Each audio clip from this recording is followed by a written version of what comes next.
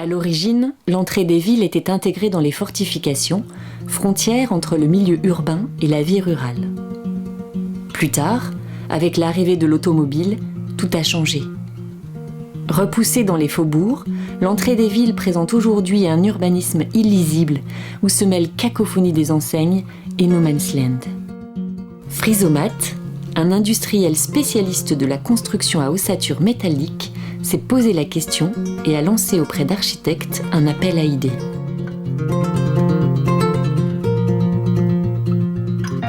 Frisomat est avant tout une maison de fabrication et de montage depuis 1978. Nous sommes axés sur le bâtiment avec des profilés à froid et c'est une niche dans laquelle nous allons très loin. Bon, les gros intérêts de ce mécano, évidemment, ils sont multiples. Il y a d'abord toute la préfabrication en usine, qui est un peu du temps masqué, puisque pendant ce temps-là, on n'est pas où on fait autre chose sur le chantier, on prépare les choses, mais les éléments en acier sont préfabriqués en usine, c'est précis, c'est calculé, il n'y a pas d'erreur. Et quand j'ai vu les bâtiments que Frisomat construit et vend et diffuse dans le monde entier, c'est à ce moment-là que j'ai eu l'idée de proposer ce challenge. On ne voulait pas créer un concours. Donc le but, c'est qu'il n'y aura pas de gagnants ni perdants. Il y aura des gens qui vont amener avec ensemble des idées et qui vont participer à tout ça. Alors la démarche de Frisomat nous a tout de suite plu parce que elle posait le problème aux architectes et pas aux politiques. Un bâtiment doit être adapté, respecter son environnement régional. Donc, c'est logique de prendre des partenaires qui sont un peu dispersés sur le territoire. C'est donc à Strasbourg, Chambéry et Toulouse que Frisomat est allé consulter des architectes.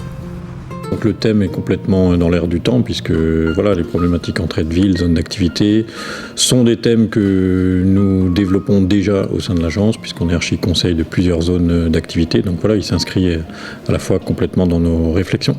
On a cette culture du fait de notre particularité d'être architecte-ingénieur, de travailler avec des gens qui vont nous apprendre à développer des systèmes constructifs particuliers. Et puis effectivement, le fait d'avoir une entreprise comme Frisomat qui déploie son savoir sur l'ensemble du territoire de la planète, c'est quelque chose qui est quand même particulièrement séduisant.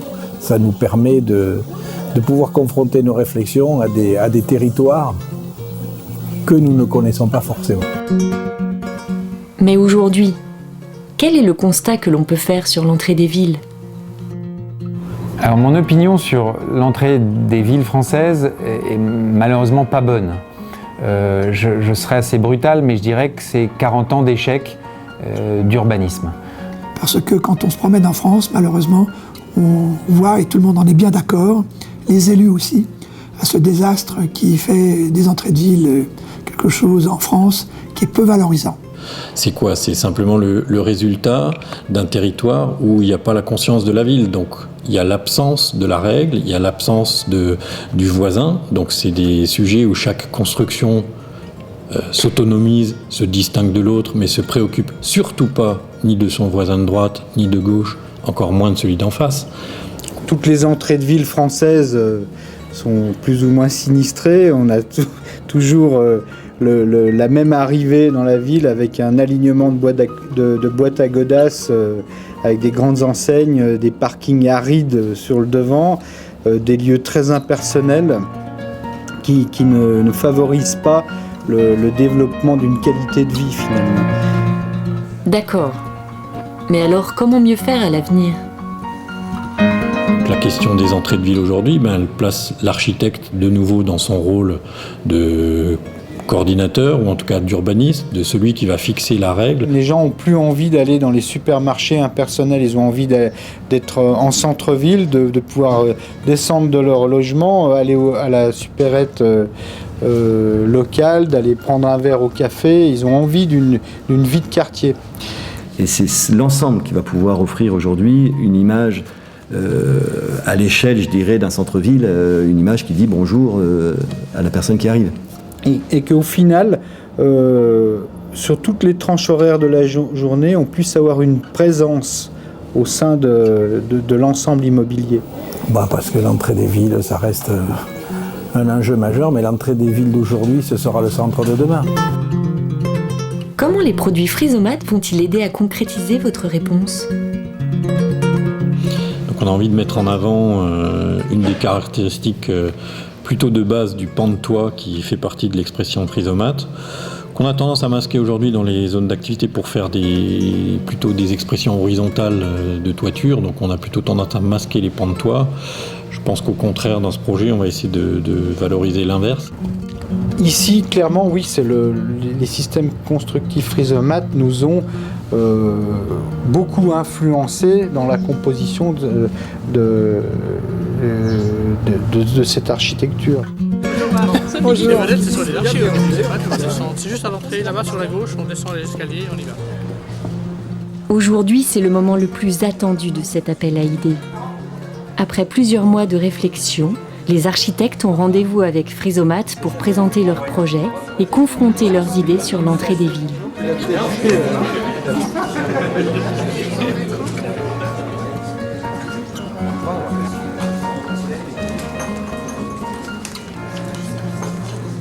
Effectivement, le grand défaut des entrées de ville aujourd'hui, c'est qu'il n'y a plus d'espace public. Et donc, associé à l'hétérogénéité des écritures architecturales, fait qu'aujourd'hui, on n'est plus dans une reconnaissance et dans une empathie avec ce qui se construit.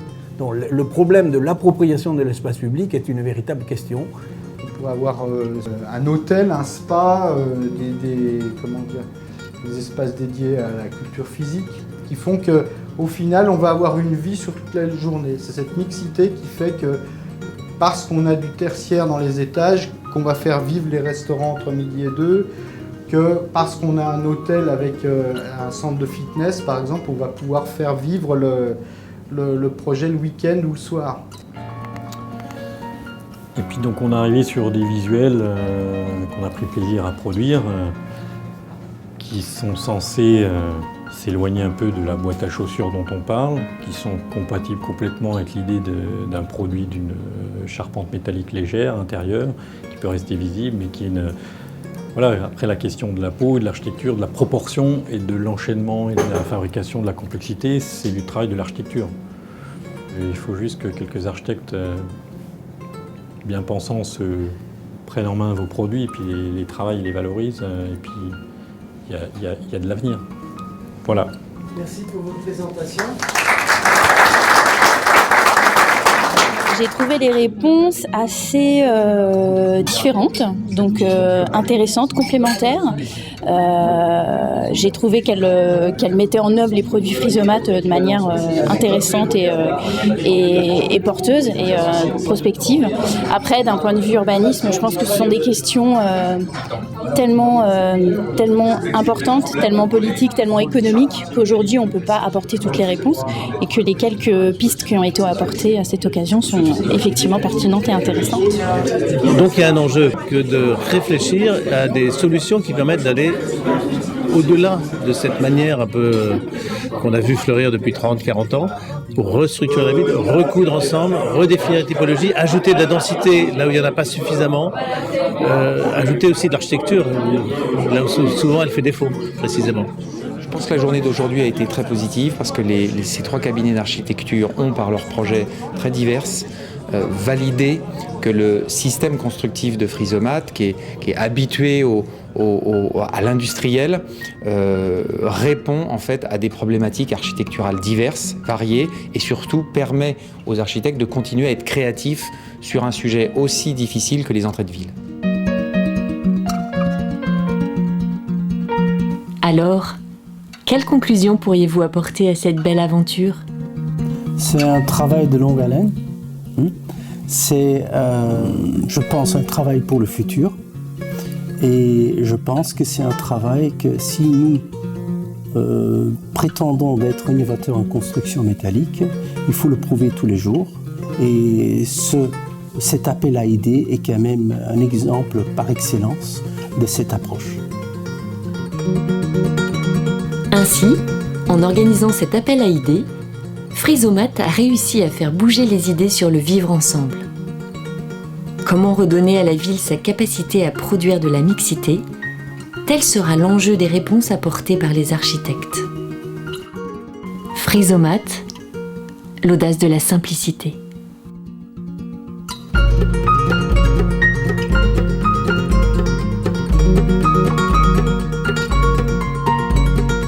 C'était un très beau moment et ça confirme ce que disent les architectes. C'est-à-dire qu'on peut être concurrent mais toujours amis. Voilà. Tout à fait. Voilà.